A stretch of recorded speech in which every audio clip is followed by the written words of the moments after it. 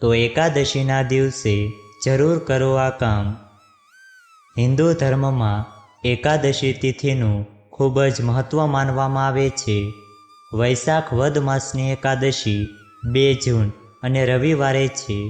એકાદશીની તિથિ ભગવાન વિષ્ણુને સમર્પિત છે। આ દિવસે ભગવાન વિષ્ણુની વિધિવત પૂજા કરવામાં આવે છે અને ઘણા લોકો આ દિવસે વ્રત પણ કરે છે। આ દિવસે વ્રત કરવાથી અને ભગવાન વિષ્ણુની પૂજા કરવાથી જીવનના બધા દુઃખોમાંથી છુટકારો મળે છે। તો ચાલો જાણીએ એકાદશી પર શું ઉપાય કરવા જોઈએ। એ ઉપાયો વિશે જાણીએ તે પહેલાં આ વિડીયોને લાઈક કરજો, ચેનલને પણ જરૂરથી સબસ્ક્રાઈબ કરજો અને કોમેન્ટ બોક્સમાં જય શ્રી હરિવિષ્ણુ અને જય મા લક્ષ્મી જરૂરથી લખજો અને વિડીયોને છેલ્લે સુધી જોતા રહેજો। નંબર 1 છે ઘરના દરેક ખૂણામાં દીવો પ્રગટાવો। જ્યોતિષશાસ્ત્ર અનુસાર જો તમે આર્થિક સંકટનો સામનો કરી રહ્યા છો તો એકાદશીના દિવસે સાંજે ઘરના દરેક ભાગમાં દીવો પ્રગટાવવો જોઈએ। તેનાથી ભગવાન વિષ્ણુ અને દેવી લક્ષ્મી પ્રસન્ન થાય છે અને ઘરમાં ક્યારેય પૈસાની કમી નથી આવતી। નંબર 2 છે ભગવાન વિષ્ણુને પીળી મીઠાઈ અર્પણ કરો। એકાદશીના દિવસે ભગવાન વિષ્ણુને પીળા રંગની મીઠાઈઓ ચડાવો। શાસ્ત્રો અનુસાર ભગવાન વિષ્ણુને પીળો રંગ ખૂબ જ પ્રિય છે। આનાથી તેઓ જલ્દી પ્રસન્ન થાય છે અને પોતાના ભક્ત પર આશીર્વાદ વરસાવે છે। નંબર 3 ભગવાન વિષ્ણુનો અભિષેક। જ્યોતિષશાસ્ત્ર અનુસાર એકાદશીના દિવસે દક્ષિણાવર્તી શંખમાં ગાયનું દૂધ રેડીને ભગવાન વિષ્ણુનો અભિષેક કરો। આમ કરવાથી તમને ઈચ્છિત પરિણામ મળશે અને તમારા જીવનમાં ખુશીઓ આવશે। નંબર 4 એકાદશીના દિવસે ભગવાન વિષ્ણુને ખીર ચડાવો અને તેમાં તુલસીના પાન ચડાવો। આમ કરવાથી ઘરમાં સુખ અને શાંતિ રહે છે। એકાદશીના દિવસે પૂજાની સાથે સાથે મંત્રોના જાપનું પણ વિશેષ મહત્ત્વ છે।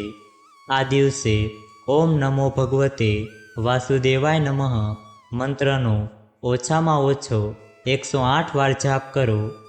આ દિવસે કપડાં, અનાજ, મીઠાઈ વગેરે જરૂરિયાતમંદોને દાન કરો।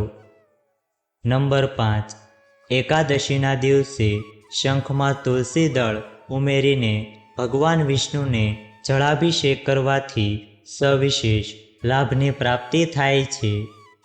એકાદશીના દિવસે પૂજામાં ખાસ ભગવાન વિષ્ણુને 11 સોપારી અર્પણ કરવી અને દરેક સોપારીને અર્પણ કરતા સમયે પિતૃ શાંતિની પ્રાર્થના કરવી જોઈએ।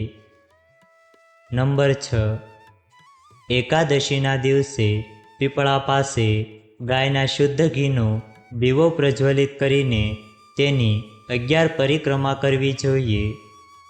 એકાદશીના દિવસે પવિત્ર નદીમાં સ્નાન કરો અને ત્યારબાદ કોઈ મંદિરમાં મીઠાઈનું દાન કરો।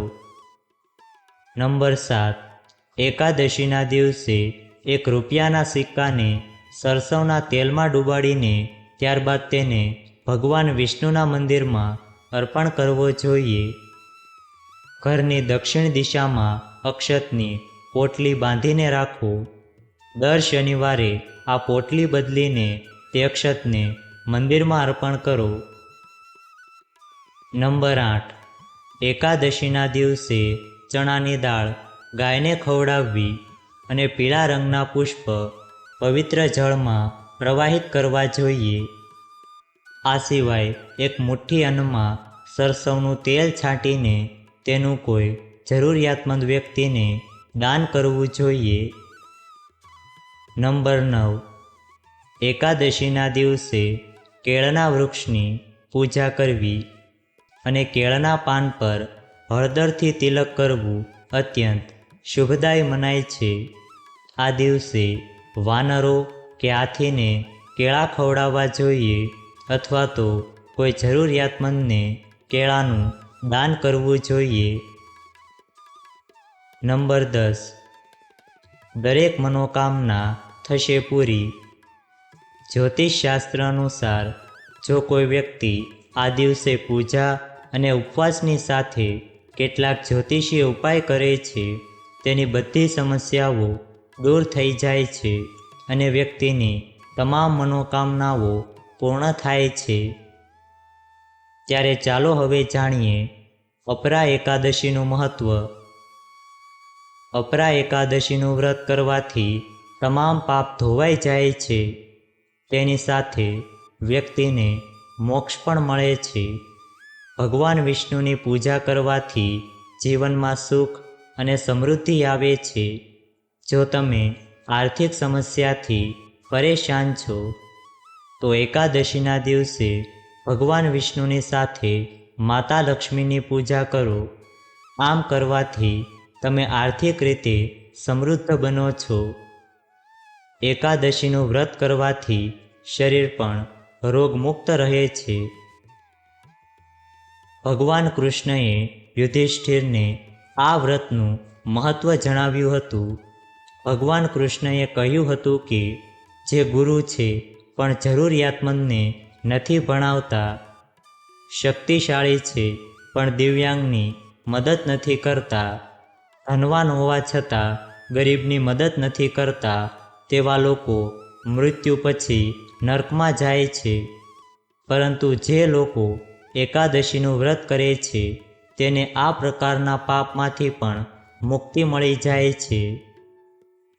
ત્યારે ચાલો હવે જાણીએ કે એકાદશીના દિવસે આ કામ ભૂલથી પણ ન કરવા જોઈએ. તેમાં નંબર 1 છે, એકાદશીના દિવસે મંદિર ગંદુ ન હોવું જોઈએ. ગંદુ પૂજા સ્થળ હોવાના કારણે વાસ્તુ દોષ થાય છે. નકારાત્મક ઉર્જા ઘરમાં પ્રવેશ કરે છે. તેમજ ધનની દેવી માતા લક્ષ્મી નારાજ થઈ શકે છે. નંબર 2. એકાદશીના દિવસે નખ કે વાળ ન કાપવા જોઈએ. ધાર્મિક માન્યતાઓ અનુસાર આવા કાર્યો કરવાથી વ્યક્તિને જીવનમાં ઘણી સમસ્યાઓનો સામનો કરવો પડી શકે છે અને ભગવાન વિષ્ણુ પણ નારાજ થઈ શકે છે. નંબર 3. એકાદશીના દિવસે કાળા રંગના કપડાં પહેરવાનું ટાળવું જોઈએ. એકાદશી વ્રત દરમિયાન આ રંગના વસ્ત્રો પહેરવા અશુભ માનવામાં આવે છે. આ દિવસે પીળા રંગના કપડાં પહેરવા જોઈએ. ખાસ કરીને વ્રત રાખનારાઓએ આ રંગના કપડાં પહેરવા જોઈએ. નંબર 4 છે, એકાદશીના દિવસે ભૂલથી પણ ગુસ્સો ન કરવો જોઈએ. આ દિવસે ક્રોધ કરવાથી ભગવાન વિષ્ણુ નારાજ થાય છે. આ દિવસે કોઈની સાથે દુર્વ્યવહાર કરવાનું ટાળવું જોઈએ.